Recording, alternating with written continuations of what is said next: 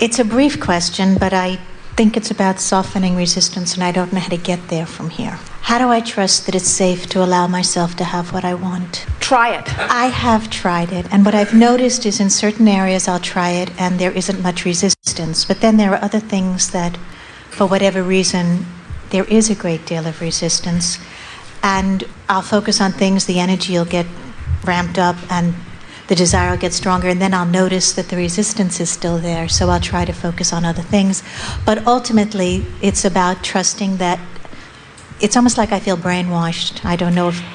It's an interesting cycle, almost a spiral of confusion, because here's what you just said. How can I get so that I trust that it's all right for me to get what I truly desire? And then you said, I want to do that, but I don't trust that I can do that. And I can't seem to let it be.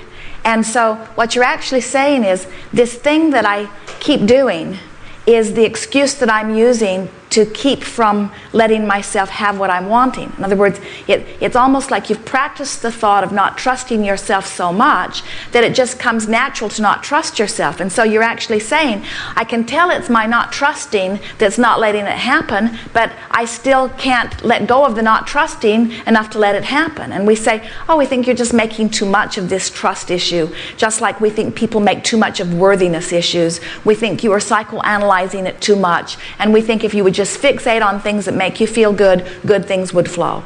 It really is that simple.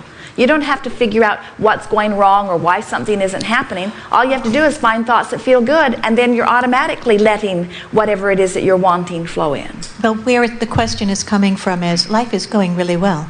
I don't have things right now that I can come to and say, this is a problem or this is a problem. So you must be trusting in your well-being quite a bit. And I'm getting really scared. About how far can I go and let myself really enjoy it and have what I want without it all falling apart? So someone said to us one day, my dog died and I am so sad. And we said, get another dog. And she said, well, I don't want to get another dog, because if I get another dog, when it dies, I'll be sad. And we said, but if you get another dog and you're happy, isn't that better than being sad that your dog died? And she said, but I'm afraid to let myself get happy for fear I will get sad again. And that's sort of what you're saying. You're saying, I don't really want to trust enough to let good things come, because then I might stop trusting and I might pinch the good things off, and then I'll suffer a lot more after I've had the good things and lost them than I would if I hadn't had them before. And we say, you have pinpointed really accurately perhaps the biggest piece of resistance in human experience. It is that feeling that I'm afraid to really let myself want. And you know, it's based on something that you really do understand and know. Because what you're addressing here is all of your emotions are literally the vibrational variance between your desire and what you believe or will allow. That's what emotions are. So if you want something and you believe it, you soar. If you want something and you don't believe it, you have more discord or discomfort. So what you're saying is, I'm afraid to increase my desire. For fear, I will increase that separation in vibration between what I want and where I am vibrating. We don't think that's unwise. Our friend earlier was asked almost the same question, or made a very valid point, when he talked about, people talk about the other shoe dropping. You talk about, is it possible to want too much? That was his question. Is it possible to want too much? You can both feel. What if I want more than I let in? Won't I be in more discord than if I don't want? And we have a big announcement for you. Ready? You can't cease desire. You are leading edge beings. And the environment produces the desire. And as you relax and roll with the energy, then you are this unlimited being that you are. We don't really think, we don't feel too much in your vibration that you are so much doubting your ability to achieve. And we don't even feel that you are doubting your worthiness about receiving. What we feel rampant in your vibration, and you are not alone in this, is you are afraid to go too far in the allowing of well-being in an environment where others haven't figured it out. because you don't want to get too far out there in that odd sort of light from people who want but who have not figured it out. That's actually very accurate, because it's like, it seems like it could get lonely. Well, while there is never a crowd on the leading edge, we will acknowledge that. There are always others there with you with whom you can share. And we understand that while it is, that the feeling of aloneness is never about the missing other humans that aren't up to speed with you. The feeling of aloneness is always the feeling of not being vibrationally up to speed with who you really are, you see. And so there will always be those who push against those who have in their jealousy about having not. Which is something that I don't want to go into too much, but I know that in growing up and looking at the world and life, people tend to, I've seen people who from jealousy do things and say things that it just makes me wonder, how do you not get caught up in other people's...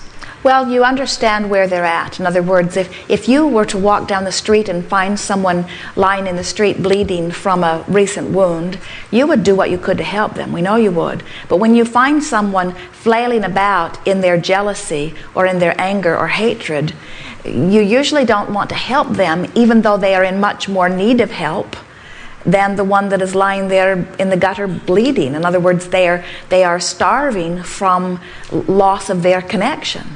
But there's something about them overtly thrusting malice at you that makes you not necessarily want to turn around and help them. But that's only because when they do that, they activate defensiveness within you, and now you are two defensive, disconnected, justifying beings rather than you remaining connected. The more you get into this conscious flow, and the more you know that you are controlling the way you feel by deliberately choosing thoughts, then the less you will be out of control by stumbling into situations. In other words, here's something, let's start in another place. When you take the time to tune into who you really are, so that you are living life in a more inspired manner, what happens is law of attraction puts you together with those who match your vibration. So you do not have all of this meeting up with things that feel odd to you. When you make your decisions about where you will go or who you will interact with out of obligation or out of responsibility rather than out of inspiration, then sometimes you do find yourself in those places. Esther had an interesting observation. They are in a campground here that is really rather nice. It is paved, or many of the sites are, and it is a large site, and it is centrally located, which is surprising because usually something that big and that nice is more on the outskirts of the city.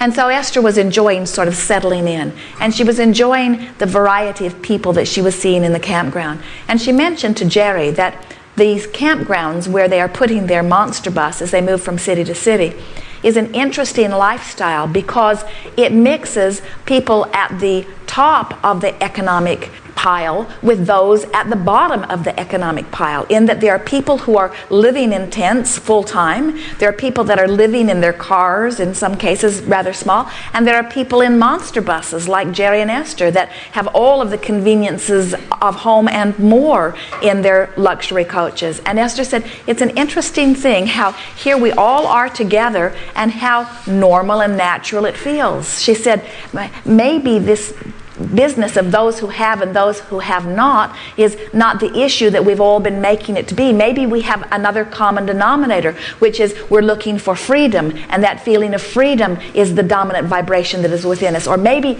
we are looking for adventure, and that feeling of adventure is the dominant vibration within us. And so what happens is those economic boundaries or barriers turn out to be really invisible lines anyway, that are, as our friend said, as she quoted another friend, who quoted another friend, who quoted another friend, who quoted another friend, that it is all in the eye of the beholder. In other words, whatever it is that you are experiencing, you are only experiencing because of the vibrational stance that you are taking anyway, you see. So if you were to take all of the desires that you hold and you were to transport yourself to another part of the world where they were living in far more underdeveloped environment, you might find yourself suffering on behalf of those people much more than they are suffering on their behalf. So what we're really saying to you is, don't try too hard to understand anybody else's perspective, because you just can't do it.